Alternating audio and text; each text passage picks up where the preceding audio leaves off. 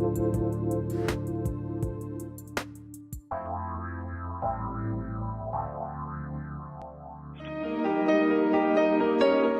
to the Dr. Pat Show. Talk radio to thrive by. Powerful, inspiring, and coming to you live, bringing you stories of people like you and me, busting through and living life full out. Get ready to dare to wonder what your life would be like if you knew you could not fail.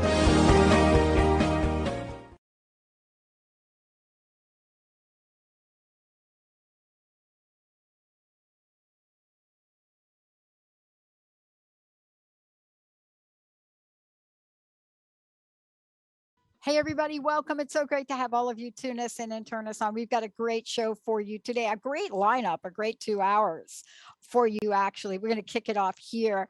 Heaven and Your Spiritual Evolution, a mystic's guide to the afterlife and reaching your highest potential. Dimitri Moraitis is joining us here today, and I probably mispronounced that name as usual. But let me give a shout out to Benny and Jacob and Kent. Hey, Benny, I got to take back something I said. I got to eat my words. Uh-oh. Okay.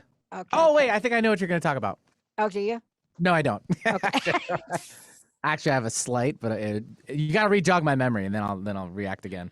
Okay, let me go. Okay, so I made a statement. I don't know when I made it. Last week, I think it was.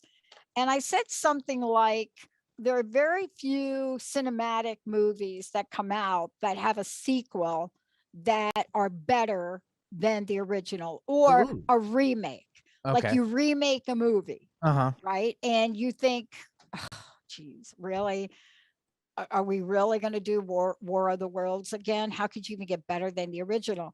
But I made a statement about a movie that came out over the weekend. And I have to say, in the world of spirituality, this is one of these movies that really surprised me. I want to say that to sit through a couple of hours watching a film that is supposedly sci-fi, but wait, after my conversation today with Dimitri, we're going to see how sci-fi this is. But watching the movie and thinking to myself, oh no, it can't be over. Right, Benny? It's like, oh no, did I just sit here for 2+ hours and this movie is going to end here? And the reason that I was in shock about it was because it was such a beautiful blend of representing an evolution of consciousness. And the way that we are now starting to portray that in our pop culture, I find it fascinating. And if you can put the violence aside, which we can't, because almost every movie that comes out, even the PG movies that come out, they have swords, and stuff. But if you can put that aside, I was enthralled the entire time watching Dune. Ah, yeah. Right. Remember, I kind of said a little whatever. But I didn't realize, because I didn't watch the subtitles, that it was part 1. And I was getting ready to talk to Dimitri today and reading his book, Heaven and Your Spiritual Evolution. And I was so fascinated by reading these insights and what we believe we will see, or what we believe something will be like, or what we think will happen or won't happen. And I was really enthralled by how spiritual they got in this movie. Yes, that's my view of it. None of the critics will tell you it's a spiritual movie, but I am telling you right now, something fascinating happens. If you have something that covers what happens so deeply in our subconscious when we talk about a spiritual evolution, what comes forward in our dreams, what happens when we think about our lives and what we've done? Can we really make amends for things? What is the inspiration that keeps us motivated to be better people? Is it insight into the future? Is it something that you feel like you're called to do? Is it a knowing that there is a sense of your being that completely fulfills you, even even if you're not going to be a billionaire, I'm just saying, probably, probably not. But think about this. And so, Benny, I have to take back like what I said about this movie being a remake of Dune. The books, the books, you have to read the books. But I was fascinated by the consciousness of and the spiritual nature and the metaphors in the movie, especially about fear. You know, the quotes about fear and thinking about this. And I was really struck by putting that, you know, in the backdrop of what we're going to talk about today, because when I think about where we are and what we start to question and whether or not we are now capable as humans, capable of evolving our consciousness, I think about it's time to read Heaven and Your Spiritual Evolution. Because today joining me is someone that is a co-founder, co-spiritual director of Spiritual Arts Institute. But more than that, you know, he is someone that has created a lifetime of curriculum, a way for us to bring spiritual arts to the forefront, a way for us to understand metaphysical to the point where I can watch a pop culture movie and see the metaphysical nature in it. So today, fasten your seatbelt as we start to take a look at Heaven and Your Spiritual Evolution and how this guide literally becomes the guide to not just help us answer these questions, but to begin to question ourselves. Dimitri, it's great to have you. Welcome to the show. Oh boy, thank you so much for that intro. That's good. You made me want to see the movie, by the way. I remember the one 30 years ago. Do you remember the one 30 years ago? Yeah. I thought I saw the one 30 years ago and I had a hard time getting through it. I did too. Did you I knew too? some Okay. people that worked on the movie, so and they said it was a hard movie to work on.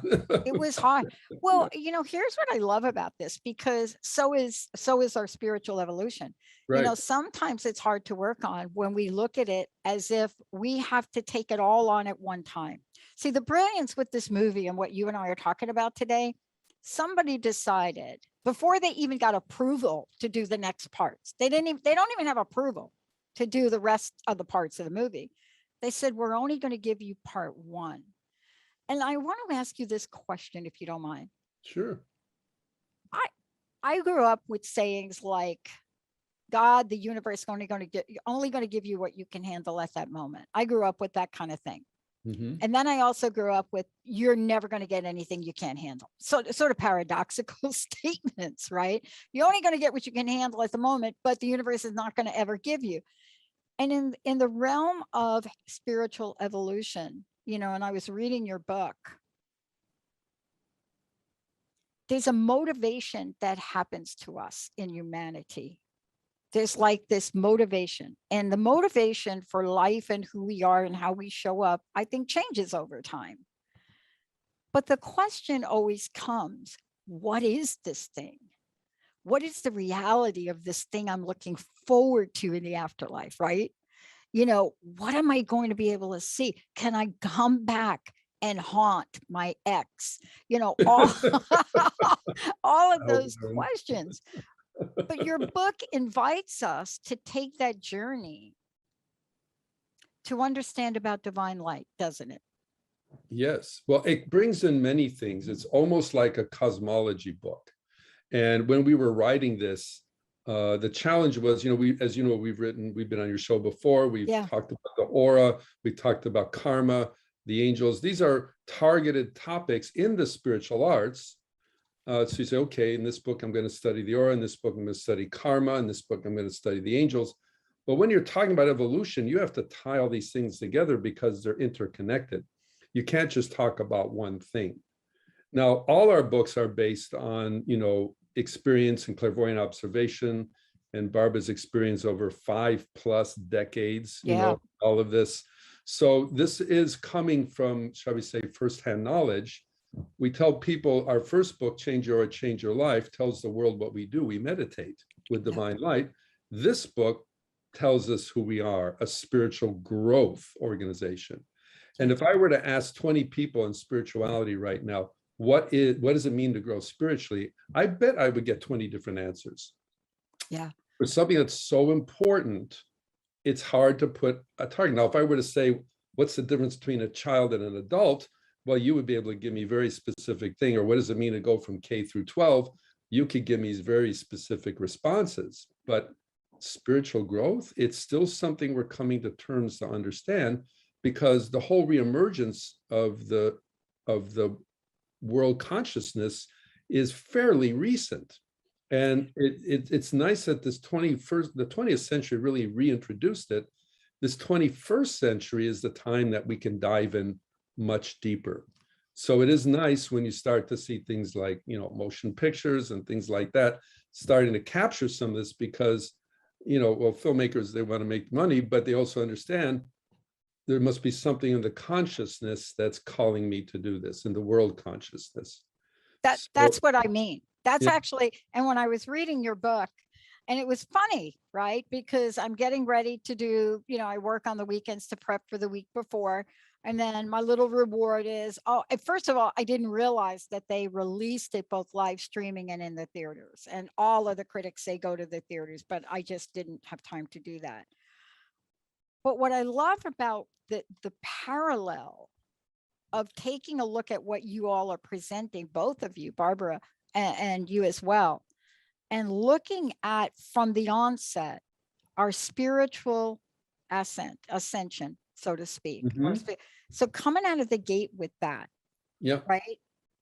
I was really struck by how we are trying to represent this so much in the many versions of our cultures with an S.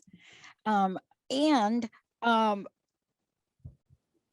with this life so short, as the quote says, the craft so long to learn. I mean, I'm just like, what did he say? and that was Chaucer, right? That was So that was Chaucer that like said that. 600 years ago. Right. And so I'm thinking about that, and I'm saying, what then? And let's talk about this. What then moves us to a faster pace? And that's something that I've thought a lot about. And what do I mean by a faster pace? What I mean by it for me is I think about the many roadblocks I've had or potholes I've stepped in, and I think they have accelerated things for me. I think I've got new lessons.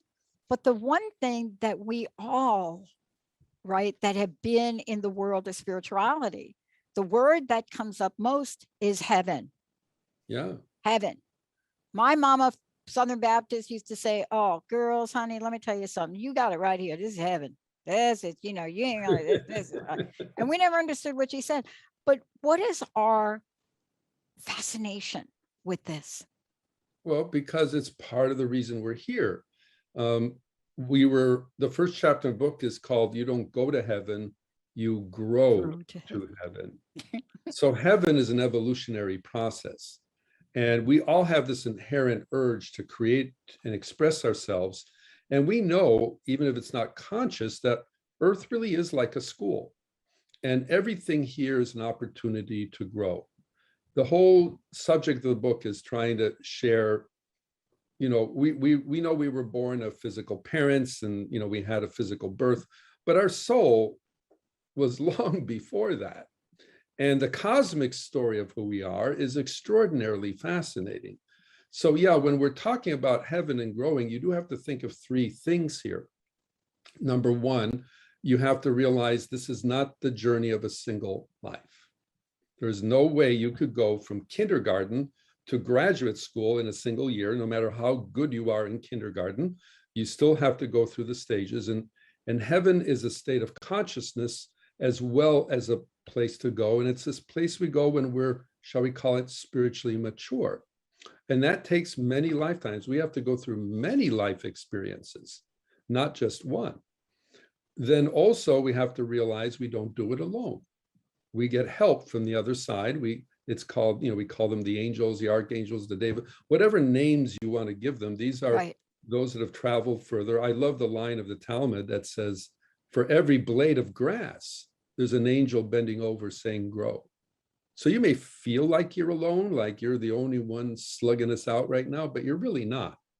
And if you feel that way, it means you need to retune yourself. You need to get reconnected. Now, the third one is you need power to evolve. And that's where the aura comes in. So the spiritual energy of your aura is the fuel of your evolution. So we say the most precious thing you possess, it's not your cars, it's not your house, it's not your retirement account, it's none of those things. It's the light you earn. That is your most precious commodity, because you are going to take that to the other side, and actually will determine where on the other side you end up. It's not reward or punishment. It's like attracting like. The other side isn't one place. It's many places. The Bible says, in my Father's house are many mansions. Yeah. And these are actual places you can go to and visit, but they're also states of consciousness. So that means even right now, you and I talking to each other, we're vibrating in our own way to a level of consciousness that corresponds to somewhere on the other side. So if this were my day to go home, I would go to that realm because that's what I've earned the right to have.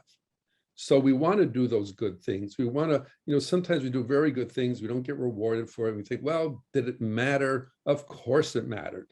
It added to you. It added to life. Don't always wait for that gold star.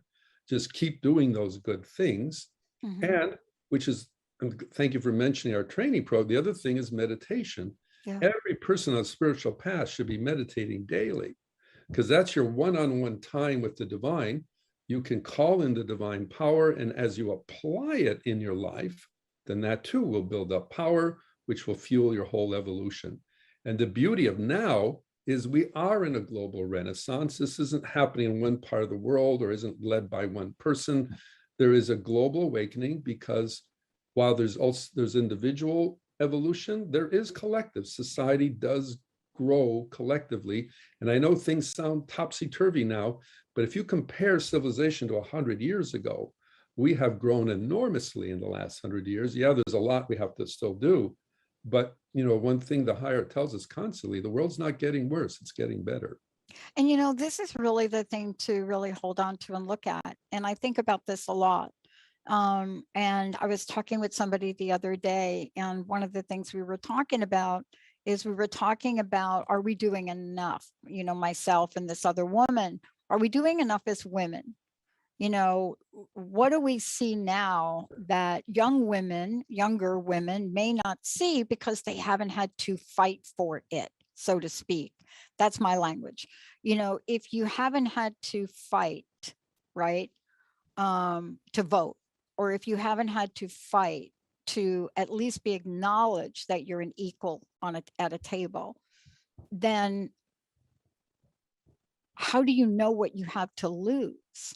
And it was an interesting dialogue to have, because we were talking about, does it require the ways of old, or does it require something new? And what we came to was, whatever it is we require, we're not the same people. And she asked me, she said, how are you not the same? I said, I am not the same that I was from a consciousness perspective. I have changed in that manner. There are things that today I would do differently in my world. But when I think about this, and I think about what you talk about, the cosmic vision, it was so seriously. I've went through the book, and now I'm watching the movie, right? And you could have written parts of the movie, right? You could have literally written parts of what the main character was seeing, because his gift was cosmic vision. His gift, which was a movement to see a vision for the future. And let me ask you this, because when I read the book and I think about spiritual cosmology, but I also think about what we hold and what we can create, it is so powerful. Dimitri, it's so powerful. Yeah. let me just, I'm going to leave you with this, and then I'd like you to talk about this. Jessica and I just had a brief meeting on Monday. We always meet. We got together. We talked about a bunch of things, what we wanted to do. But we came to a conclusion, and we said, it would be nice if we had a staff member that could do ... Within 6 minutes, one of our team called us to ask if she could do that. Now, what's the difference though? What is it about our consciousness and our spiritual essence that holds the space for that, that is akin to the nature of spiritual evolution? Well, a lot of people have talked about this, right? Intention. Consciousness is king. You are where you are in your consciousness. So the outside world is it is the objectification. The whole universe was born of an inner spiritual impulse. So this is a created universe, in the physical universe, out of a spiritual. But we know anything we create starts in the mind, starts in the consciousness, and then becomes an outside objective. That's the whole idea of change your aura, change your life. You want to change anything in your life, you have to start inside. If you're not happy with your finances, not happy with your relationship, not happy with your spirituality, whatever, it starts with you. And I love what Barbara always used to taught, you want to be the master or the victim of your life. If you start playing the role of the victim, don't be surprised when things like victim type things happen to you, because that's what you're projecting. So we can't always change the world, but we can change ourselves, right? Gandhi said, be the change that you want to see in the world. And that is profoundly important. Now, your comment about somebody saying, if they didn't work for it, let's say women's rights, you were mentioning they weren't doing the suffrage things. And we do have to make sure we don't take our privileges of our life for granted. I mean, it's called entitlement, right? Right. You don't want to well, look at the pioneers that built this country, for goodness sakes, what they went through, so we have to recognize, yeah, exactly. Entitlement makes, because I am who I am, I deserve everything. Well, we do deserve good things, but we also have to earn them. And I think it's both. You have to understand the past, which will help you understand the future. What do they say? Those who don't understand the past are condemned to repeat it. We have to be aware of what brought us to where we are. And then, of course, we have to set the vision for the future. And then we have to go for it. We have to recognize we have value. Some people don't value themselves. They don't, in a genuine way, you're not your body, you're not your mind, you are the soul. And that soul is precious. And that's what's undergoing the whole evolutionary process. And things may not always work out again the way you want them to. But the measure of your maturity is not what's happening in your life. It's how you're handling it. I love that the Chinese symbol, the character for crisis is the same symbol as opportunity. So that means a crisis in our life could be something that tears us down, or something that gives us a chance for a rebirth at a new level. I have to tell you, I love this book. I mean, when we come back from break, I really want you to take us through it in a lot of ways. There's so much to talk with you about. And, so many questions. But I love when we take a look at the language that is used in our world, the glory of heaven, for example, and then read about the journey that you take us through to really look at this. And one of the questions that comes to mind is, what does it feel like? I'm not saying, what does it think like? What is that like? I'm not doing that. What does it feel like to grow to heaven? What does that feel like to grow to heaven? We're going to take a short break. Before we do, Dimitri, how do we find out about the book? How do we find out about you? Oh, thank you. How do we get copies of it? Right. Well, it's available everywhere. Amazon, Barnes & Noble, your local bookshop. It is Heaven and Your Spiritual Evolution. Our organization, Spiritual Arts Institute, spiritualarts.org. You can go there to find out about our training programs, the books, the events that we have. We're here in Encinitas, California, which is in the San Diego area. but we are also worldwide because we were doing video long before the Zoom era started. Yeah, you and me both. Totally. Yeah. We must have had, what did you call it in the book? We must have had a cosmic vision. There you That's go. what we must have had. Yeah, it worked. It works very well. And it's a wonderful group of people. They bring nothing more exciting than a community of spiritual truth seekers. Yeah. When we come back, we're going to talk about this idea of growing. What does it look like? But more importantly, what does it feel like? You know, can we have a sense of it by the energetic vibration? Can we feel when our aura changes? Can we know that? What does that feel like? Have you had what we call an awakening? Do you think you were really asleep before that? Or did you just maybe kept hitting that snooze button? We're going to take a short break. When we come back. And then Benny, we've got a couple of copies to give away when we come back of the book. For those of you, this is the Dr. Pat Show, Heaven and Your Spiritual Evolution, a Mystic's Guide to the Afterlife and Reaching Your Highest Potential. Absolutely reaching your highest potential. When we come back, so much to look at. But are you ready to grow? Are you ready to grow that feeling? Can you feel heaven? Let's take a short break. We'll be right back.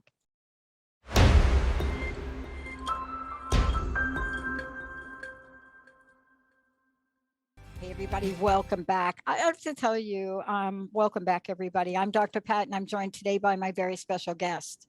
Dimitri Moraitis. Yes. And Dimitri, the book, first of all, congratulations on the book. Thank And you. I just want to tell people that the book is, there are illustrations in the book. It's very hard to come by this in this day and age, to actually find illustrations that represent what people are saying.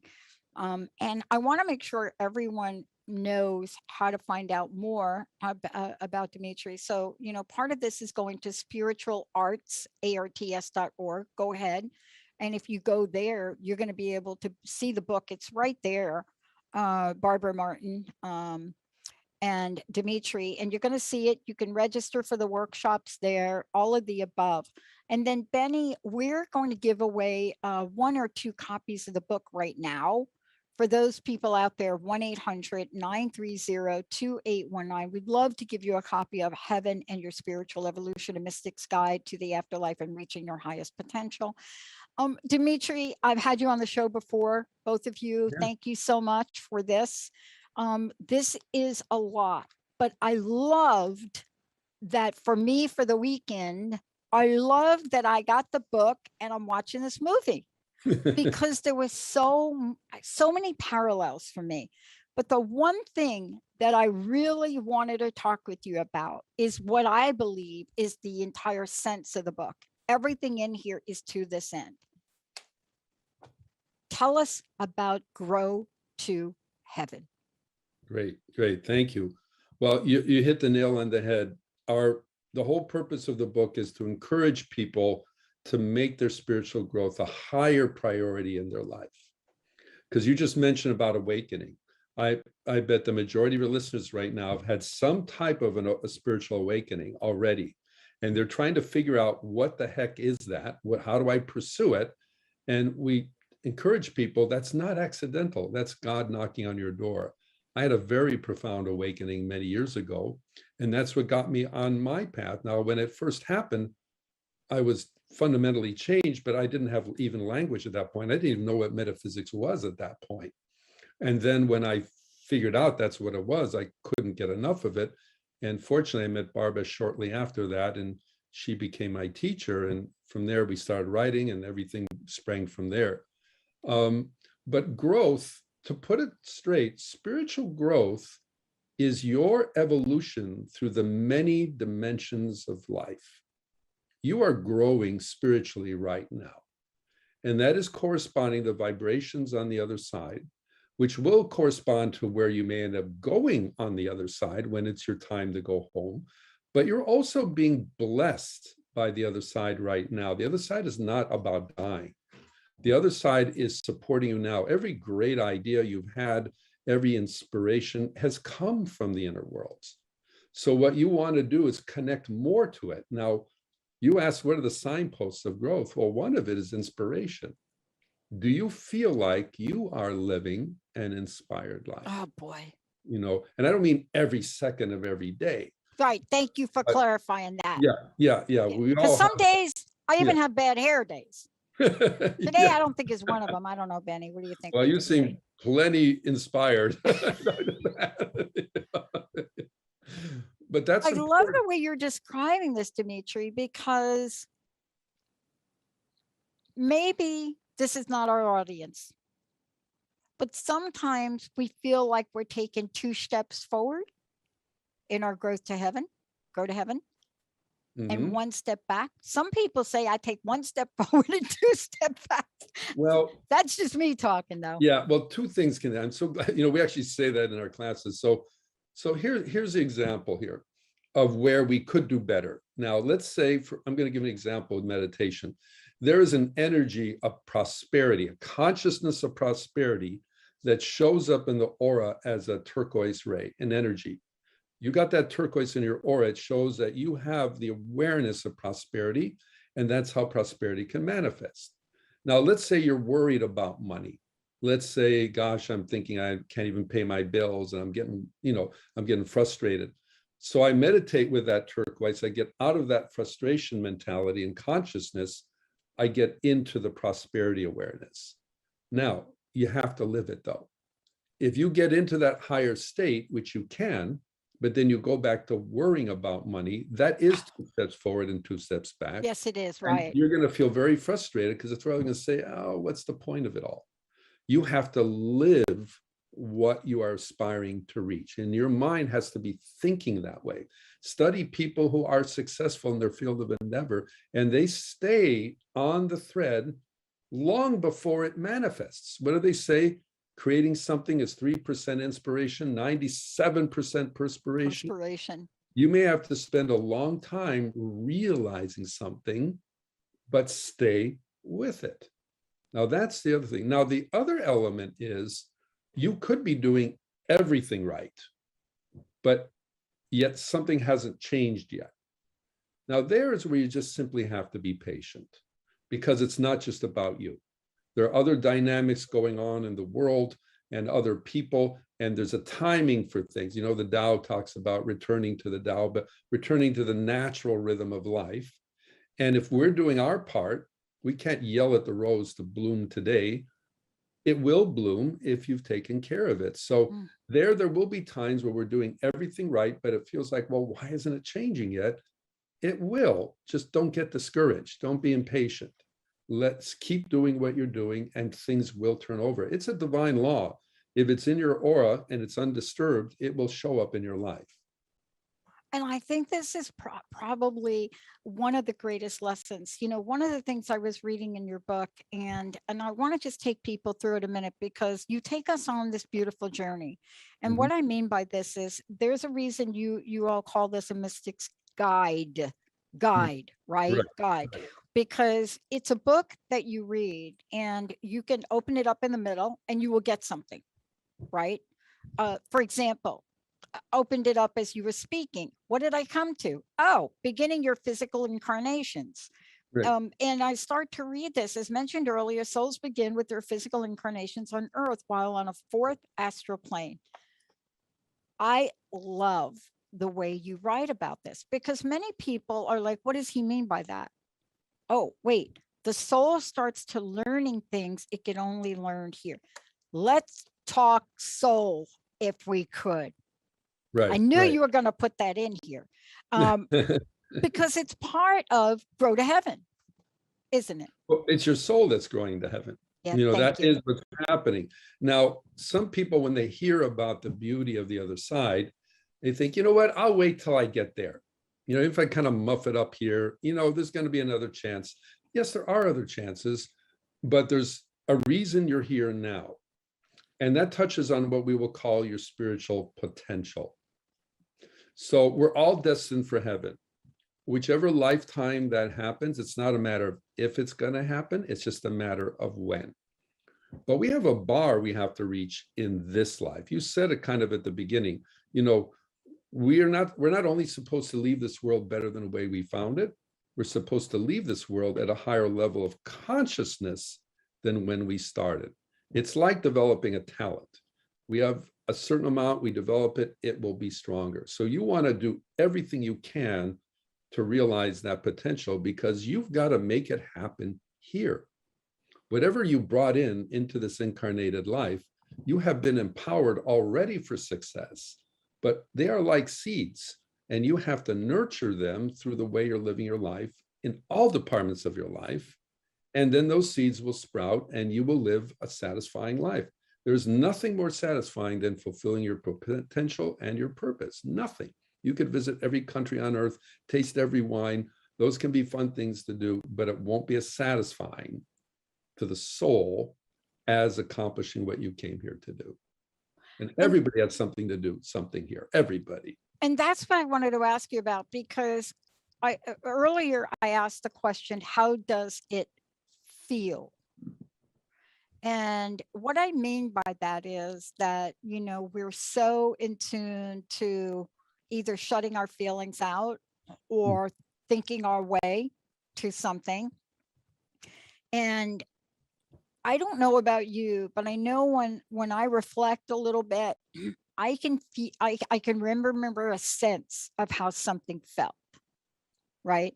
Like there was a moment that I realized that maybe in that moment, it was, as you were talking about here, an unfolding to the higher self maybe, or an unfolding to that next version of myself. Right. I can't tell you the details of it, but I can describe the feeling.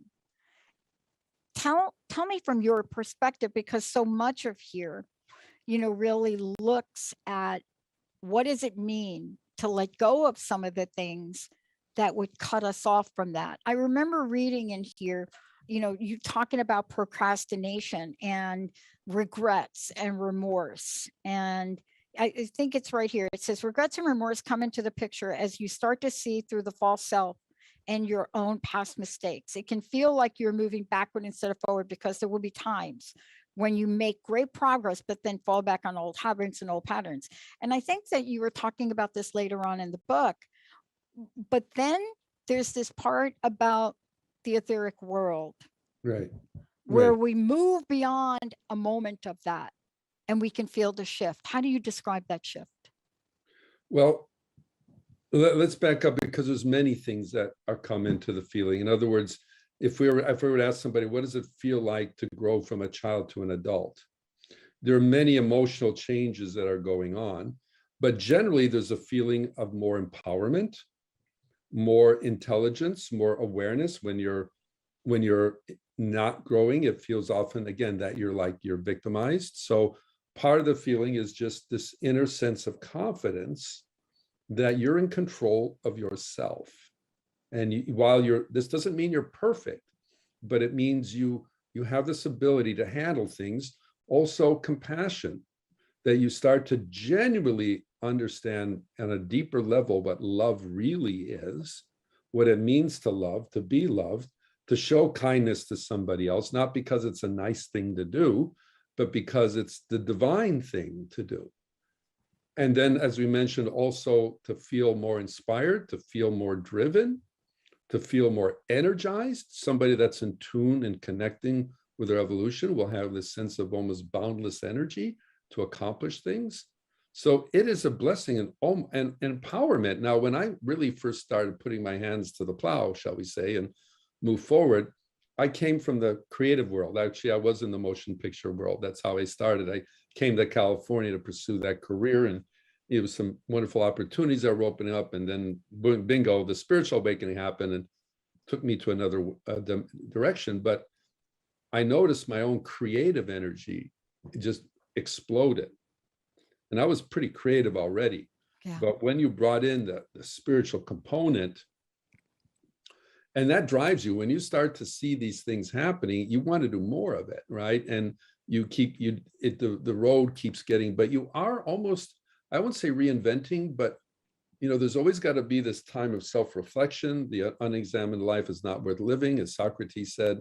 So there's going to be these phases of things, and it won't always be like dramatic, but you're feeling this constant state of, I'm moving in the right direction, and I need to keep going in this direction. Yeah. As a matter of fact, I talked about what happened to me when I moved to Seattle. And I want to make sure everybody, for those of you tuning in, we're talking about heaven and your spiritual evolution. Please get a copy of the book, and there's an easy way for you to do it. All you need to do is go to the website spiritualarts.org.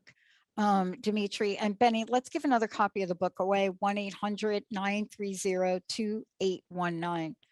I love what you just talked about, because so often we separate, grow to heaven or spiritual growth from creativity. We just don't always connect it. But it's interesting you brought it up, because I moved from the East Coast to the West Coast, and that move alone created something different in me. And how did I know that? Well, I pulled out a sketch that I did when I first moved here, and showed it to one of my mentees the other day. And I hadn't looked at it in years, actually. And I moved here in 93. Mm. And that drawing totally reflects what you just said. Now, why? Why the Pacific Northwest? Why did that have an instantaneous effect on me? I don't really know. I know it did. But the art that came forward, I didn't study art. If you looked at the sketch and the symmetry of it and the abstract nature of it, I looked at it the other day. I pulled it out, and I just thought, I didn't create that. I didn't do that. Me sitting here in my physical skin, but yet I did. And so I point to that as a growth spurt. Yeah, you are more. It's funny. People think, oh, if I make it to heaven, is it boring there? I'm on clouds and I'm playing harps all day long. The opposite is true. You're more creative. It's creativity unbounded in heaven. So you're developing parts of your nature that you never even imagined possible. So, and some of the great artistic and creative people that have been on this earth came from the heaven worlds. And that's why they were trying to bring a piece of heaven. Handel, George Handel, that wrote the Hallelujah Chorus and the Messiah, he said when he was writing the Hallelujah Chorus, he said, I was in heaven. It felt I was there. And he was essentially musically notating what he was experiencing. And it's one of the greatest choral works of all time. Still inspiring to this day, because it brings in that energy of the heaven worlds. That leads me to a point in the book I'd love for you to talk about. And I love the language that you're using in here. And the language is reclaiming your spiritual heritage. I think, it's towards the end of the book, and there's a lot to read here. But the very fact reclaiming your spiritual heritage is really an action that my sense is we really have to make. And can I just say what you say? You say, no matter how far a soul may fall, there is no such thing as eternal damnation. And boy, if there's one takeaway from this book that we should get, it's that one. Yeah, no. Every soul is precious. We're going to make mistakes. Now, it's funny because, our growth is actually not a straight line upward. It'd be nice if it were. It's more like a stock market graph. It's kind of up and down a little bit until finally we get there. So there are going to be times where we goof and we lose ground rather than gain. An incarnation, I mean. And then we come back and it's time to reclaim. Now, this period is a time for a lot of people to make their evolutionary jump, but it's also time for many old souls. You could say God is calling old souls home. It's time for you to take that spiritual yoke once again and finish what you started in another incarnation. And that's why we say to all the students who take, do everything you can. There was a beautiful, Barbara had so many experiences from the other side. And one time she had been working with a student and she died, the woman died. And Barbara saw her on the other side. And the woman came to her and said, Barbara, I just want to thank you for everything. all your teachings. It's so much clearer here. You know, I understand it even better. My only regret is I didn't do more. You know, we can let the distractions of life, the diversions of life, you want to make sure you're doing the essential things. That's why we say in meditation, for example, make it the centerpiece of your day. This is the time for you to commune with the divine, and everything else in your life will fall into line. Because you, again, want to make sure you leave this life saying, you know what? I did it. I did what I came here to do. You know what I love about that message is, and love about it from a lot of different perspectives, Dimitri, is that we can look at that on a day-to-day basis. We can look Yeah. at that on a day-to-day basis. And, you know, it's hard, we'd be hard pressed not to find something that we've done in any given day to really show that movement. And it doesn't matter where you come from, what you don't have to be a host of a radio show to show it. You don't have to be a super artist. You don't have to be an author. You know, how about being a person that cares for their children every day? Right. You know, how about the love that we feel? See, so often out of this equation of heaven, we leave out love and what we feel in our hearts. The road to heaven is paved in love. Yeah. If you say, I love God, but I could give or take my fellow humans, then you're never going to get there. Yeah. But again, I'm quoting a little bit the Bible today, but it's like, if you can't love each other whom you see, how can you begin to love God whom you don't see? So we've got to come from a place of love and from true compassion. And this will be the way home. And you're responsible for you. It doesn't matter what other people are doing. Where is the love in you right now? And if you notice, gosh, I'm holding on to a lot of grudges, a lot of angers, a lot of frustrations, then you just have a little work to clear that out. Start forgiveness. For God's sakes, don't go to your grave with a grudge. You're mad at somebody, let it go. Find a way to free yourself from all of that. Barbara was at an event once where, you know, someone was kind of bringing messages from the other side. And there was a message that there was this deceased husband of this woman that was in the front row. And the person that was bringing the message is saying, well, you know, your husband who died, he's begging your forgiveness. Now, obviously, you must have done something not that great, but he was gone. He was on the other side. And the woman in the front row turned beet red. She said, I'll never forgive that SOB as long as I live. He's gone. And she's still holding on to the grudge. We got to change that. We got to change that. That will hinder spiritual growth, not help it. Well, you know, in all of the 12-step programs that are taught, there's one key message for people right out of the gate. And one of them is resentment is the number one offender. Not your addiction. Resentment is the number one offender, because that resentment is so grounded in an accumulation of diminishing, the law of diminishing returns. Yeah. It's so grounded in that it's hard to make movement forward. But And you it said binds something. you.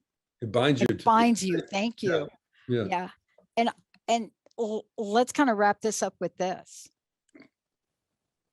Love is key, but if you cannot go there, gratitude will crush that binding. And you know what we talk about is start small. If you can't start being grateful to the person you dislike most, start smaller. But you talk about this along the way. You know, you talk about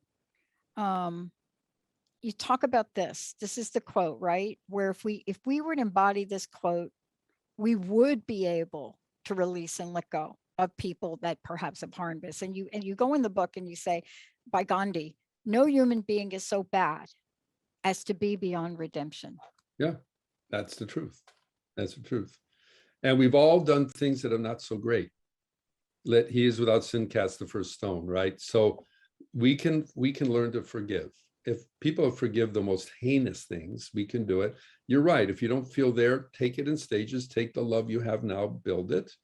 Joel Goldsmith, the great healer, used to say, well, if you're having trouble showing love to somebody, say, God, you love them for me right now until I can do it myself. I've done that. That love energy going, and that will take you. So to wrap this up, I do want to say again, do everything you can to make spiritual growth a higher priority in your life.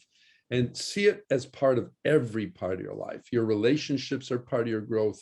Your finances are part of your growth. Your career is part of your growth. And yes, your direct your direct spiritual pursuits. It's all part of the picture, and you do your part, and you will reach some extraordinary places. Absolutely. Thank you so much for that, Dimitri. Again, let folks know how they can find out about you and find out about the book. Well, Heaven and Your Spiritual Evolution is available everywhere now. So please, and if you are on Amazon, we love it if you would enjoy it and write a little review. People really pay attention to that stuff. They do. They really do. No, they really do. Yeah. And the Institute is Spiritual Arts Institute, spiritualarts.org. We'd love to hear from you and be part of our family. Thank you, Dimitri. Thank you so much. The book is really beautiful. Let's take a short break. When we come back, there's much to really think about when you think about the version of yourself that is willing to grow to heaven. Let's take a short break, everybody. We'll be right back.